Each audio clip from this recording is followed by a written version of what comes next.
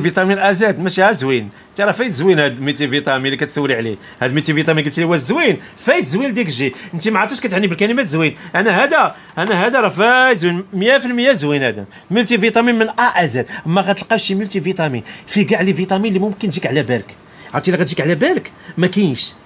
بيوتين فيه، تصوري بيوتين فيه، والزنك فيه، فيتامين كا، فيتامين سي، فيتامين دي، كالسيوم، غير هاد ثلاثه مزيانين للعظام ديالك. البيوتين، المغنيسيوم، مونغانيز، سيلينيوم، فيتامين ا. واش بغيتي مازال؟ علاش كتقلبوا مازال؟ ها هو النص فانيده في النهار، ها هو النص فانيده في النهار، هذا النص فانيده في النهار.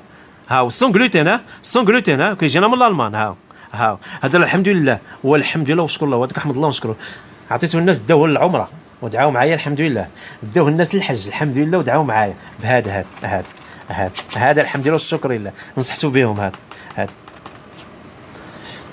كيعطيك الجهد، كيعطيك اول حاجه الجهد، كيعطيك الطاقه، كيعطيك كاع لي فيتامين اللي ممكن يكونوا ينقصوا عندك. العيال اللي وصلوا 50 عام مثلا، هذا خص يكون عندكم في الدار نص فانيده في النهار. علاش؟ لان كيبدا ملي الانسان مع العمر مع السن كيبداو ينقصوا لي فيتامين، غتبدا تخصك شويه ديال ا، شويه ديال سي، شويه ديال دي، شويه ديال كا، فهمتي؟ دونك هذا مزيان تدخليه مع الروتين او يعني كما كنقولوا النوتريسيون ديالك اليوميه، ان نص فانيده في النهار تاخذيه.